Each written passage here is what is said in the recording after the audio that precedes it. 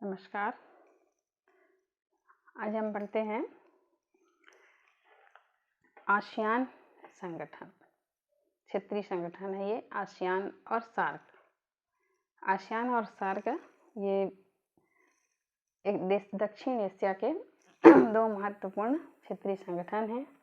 ASEAN दक्षिण पूर्वी Asia का और सार्क जो है ये भारतीय उपमहाद्वीप दक्षिण एशिया का महत्वपूर्ण क्षेत्रीय संगठन है। आसियान का गठन जो है ये इस मामले में और सार्क दोनों का गठन इस मामले में अनूठा माना जाता है क्योंकि इस क्षेत्र में रहने वाले लोगों में विभिन्नता ज़्यादा है।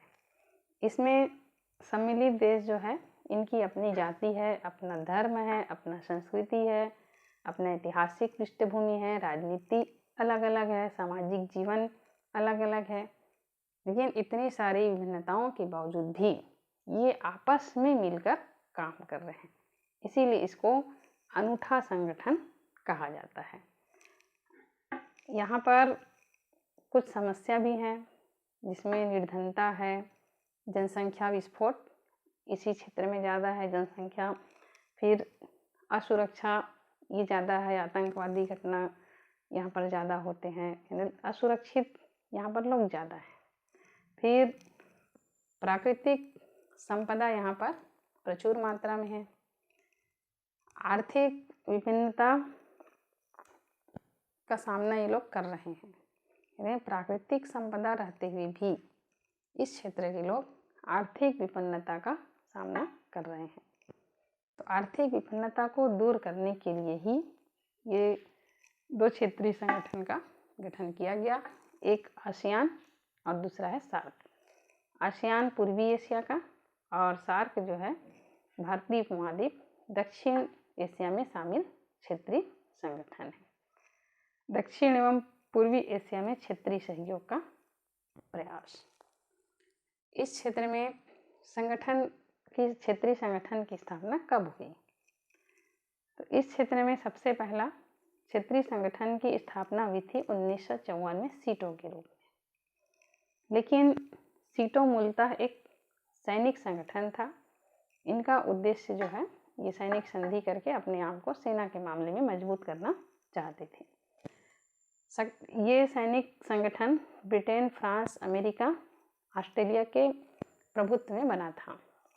इनके प्रभाव में ही ये सैनिक संगठन बनाया गया था और इस सैनिक संगठन के आड़ में ये देश इन क्षेत्रों पर उपलब्ध प्राकृतिक संपदा, मिट्टी का तेल, पेट्रोल, गैस, टीन, रबड़ और चावल का कटोरा कहे जाने वाले क्षेत्र पर अपना आधिपत्य तो नहीं कह सकते, लेकिन अपना संरक्षण स्थापित करना चाहते थे, इसको अपने अधीन लेना चाहते थे, इसलिए सैनिक संगठन की स्थापना की। अब इस क्षेत्र के रहने वाले लोग इनको थोड़ा परेशानी भी हुआ कि दूसरे जगह से आकर के लोग यहाँ पर सैनिक संगठन स्थापित कर रहे हैं और इसी बीच में राजनीतिक परिस्थिति बदलती है और यही राष्ट्र आगे चल के कोलंबो योजना के द्वारा इस क्षेत्र के आर्थिक मामलों में दखल अंदाजी देना शुरू करते हैं, जिसमें तकनीकी सांस्कृतिक सहयोग देंगे करके बहाना बनाते हैं और 1959 में आशा, जिसका नाम है association of south and Asian state, इसके निर्माण की पृष्ठभूमि तैयार करते हैं। अब यहाँ राजनीतिक उथल पुथल शुरू हो जाती है। इसी बीच चीन की विस्तारवादी नीति सबको पता चल जाती है। चीन विस्तारवाद की नीति चाहता है। वहाँ पर चीन की विस्तारवादी नीति से और जो वहाँ गठित साम्यवादी सरकार की नीति से सभी देश परेशान हो जाते हैं। तो एक नए विकल्प के रूप में ये संगठन बनाने के लिए प्रयासरत रहते हैं। इसी समय होता ये है, संयुक्त राष्ट्र संघ ने इकाफे की स्थापना की। इकाफे क्या है? तो संयुक्त राष्ट्र संघ एक जगह तय करता है, एक जगह की खोज करता है जहाँ पर उस क्षेत्र का आर्थिक विकास के महत्व को समझता है और उसको आर्थिक विकास के लिए चिन्हांकित करता है कि उसको तरह तरह की सहायता दी जाएगी। तो संयुक्त राष्ट्र संघ इसी क्षेत्र को इकाफे के लिए चयनित करता है और आर्थिक विकास देने के लिए बात करता है, सहयोग करने की बात करता है। तो इसी को देखते हुए इस क्षेत्र के लोग एक क्षेत्रीय संगठन बनाने पर जोर देते हैं और क्षेत्रीय संगठन बनाने का विचार सबके मन में आता है। यहीं से क्षेत्रीय संगठन बनाने की बात शुरू होती है और आसियान का गठन होता है। आसियान क्या है, इसमें कौन कौन से देश शामिल हैं? आसियान का गठन हुआ था 8 अगस्त 1967 को। इसका गठन हुआ था बैंकॉक में जब बैठक हुआ और इसमें शामिल हुए इंडोनेशिया, मलेशिया, फिलीपींस, सिंगापुर और थाईलैंड। इन देशों के शासनाध्यक्षों ने बैंकॉक में बैठक किया और गहन विचार विमर्श के बाद ये आसियान नामक संगठन बनाने की बात कही। इसमें ये पूर्ण रूप से असैनिक संगठन माना गया जो आर्थिक विकास के लिए ही सहयोग करेगा, ये बात रखी गई। आसियान का पूरा नाम है दक्षिण पूर्वी एशियाई राष्ट्र संघ, association of south east Asian nation, जिसको संक्षिप्त में कहा जाता है आसियान। इसका पूरा नाम याद कर लेंगे। आसियान के उद्देश्य क्या है? आसियान का उद्देश्य पहला तो ये है कि आसियान में शामिल जितने भी सदस्य राष्ट्र हैं, इन राष्ट्रों के बीच राजनीतिक, आर्थिक, सांस्कृतिक, सामाजिक, व्यापारिक, वैज्ञानिक, तकनीकी, प्रशासनिक, इन्हें जितने भी क्षेत्र हैं, इन क्षेत्रों में परस्पर आपस में सहयोग बढ़ाना, ये इनका पहला उद्देश्य था। दूसरा उद्देश्य है कि दक्षिण पूर्वी एशिया में आर्थिक विकास के मार्ग को प्रशस्त करना और ऐसा नहीं कि आर्थिक विकास होने के बाद फिर रुक जाए, आर्थिक विकास स्थायित्व हो, स्थायी रूप से बना रहे, इसके लिए प्रयास करना। फिर अगला है सामूहिक सहयोग से विभिन्न साझी समस्याओं का शांतिपूर्ण हल ढूंढना। यदि लोगों के बीच कोई समस्या है इन देशों के बीच में, तो सामूहिक प्रयास करके इन समस्याओं का समाधान ढूंढेंगे। और इस क्षेत्र में अगला पॉइंट है एक साझा बाजार तैयार करना और सभी देशों के बीच व्यापार व्यवसाय को बढ़ावा देना। कुल मिला के आसियान का मेन उद्देश्य आर्थिक ही था। इसकी सदस्यता में सबसे पहला तो इसमें शामिल हुए थे वियतनाम, लाओस, कंबोडिया। ये पहले तो ये 6 Indonesia, Malaysia, Philippines, Singapore, Thailand, ये प्रारंभिक सदस्य थे। इसके बाद फिर वियतनाम, लाओस, कंबोडिया, म्यांमार, ये भी इसमें रुचि दिखाए और प्रेषक का दर्जा प्राप्त किया। ब्रुनेई, जहाँ पर तेल का अपार भंडार है, ये भी इसका सदस्य बना। फिर इस सदस्य की कुल संख्या आज 10 हो गई है। जितने भी सदस्य राष्ट्र हैं, ये इनका व्यापारिक संबंध पश्चिमी राष्ट्रों से रहे हैं, जिसमें अमेरिका, यूरोपीय संघ, ऑस्ट्रेलिया, इसको भी आसियान में पूर्ण संवाद सहभागी सदस्य का दर्जा प्रदान किया गया है। 24 जुलाई 1996 को भारत को भी पूर्ण संवाद सहभागी राष्ट्र का दर्जा दिया गया और चीन, जापान और दक्षिण कोरिया को भी शिखर स्तर का हिस्सेदार बनाया गया। आसियान संगठन के अंग, इसमें 2 प्रमुख अंग हैं।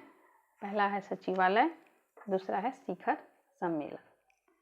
आसियान का सचिवालय है इंडोनेशिया की राजधानी जकार्ता और ये मुख्य सचिवालय है। इसी के साथ साथ आसियान में शामिल जितने भी राष्ट्र हैं, सब राष्ट्र की राजधानी में भी एक क्षेत्रीय कार्यालय है, जहाँ पर आसियान की गतिविधि जो है संचालित होते हैं। ये सचिवालय अपने क्षेत्र में, यानी जहाँ पर जो रहते हैं जिनका कार्यालय है, अपने क्षेत्र में, अपने देश में शिखर सम्मेलन में लिए गए निर्णय से जनता को अवगत कराती है कि अमुक शिखर सम्मेलन में ये निर्णय लिया गया और आप सरकार को इसके क्रियान्वयन में सहायता कीजिए, यानी अपनी जनता को इसमें लिए गए निर्णय से अवगत कराती है।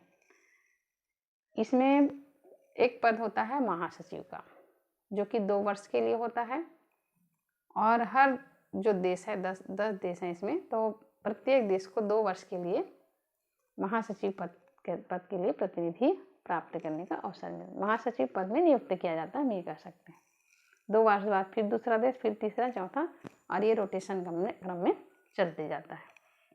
महासचिव की सहायता के लिए, उसके कार्य की सहायता के लिए ब्यूरो निदेशक और अन्य पदों में भर्ती की जाती है, जो कि 3 वर्ष के लिए होती है।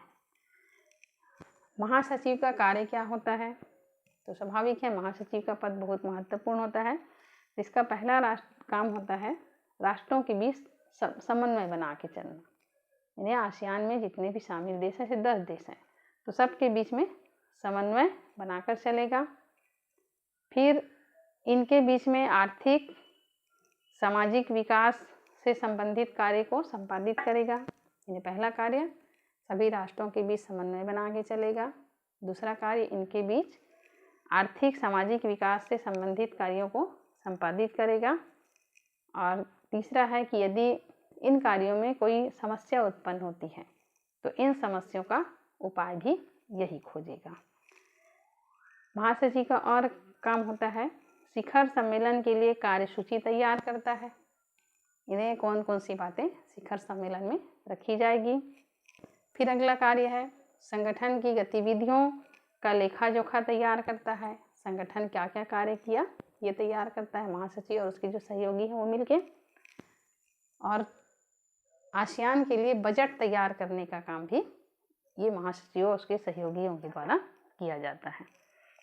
शिखर सम्मेलन में जो निर्णय लिए जाते हैं इसको क्रियान्वयन करने की जिम्मेदारी भी महासचिव की होती है, वही इसको क्रियान्वित करता है। संगठन का शिखर सम्मेलन आवश्यकता अनुसार प्रति वर्ष बुलाया जा सकता है या 2 वर्ष में एक बार बुलाया जा सकता है, या कभी कभी काफ़ी अंतराल भी हो जाता है, जिसमें 1976, 77, 87, 92, 93, 98, 1, 2, 3 और 2004 में संपन्न हुआ था।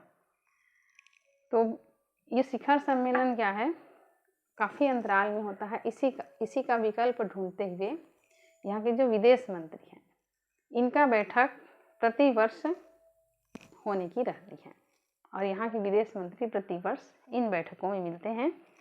और इसमें शिखर सम्मेलन में कार्यसूची तैयार की जाती है, इसके लिए समिति बनाई जाती है, स्थायी समिति, आर्थिक विकास समिति। इसकी भूमिका बहुत ही महत्वपूर्ण होती है। ये तो है आसियान का गठन, इसके उद्देश्य, इसमें शामिल देश, और अगले वीडियो हम पढ़ेंगे आसियान के कार्य एवं भूमिका। तब तक के लिए नमस्कार।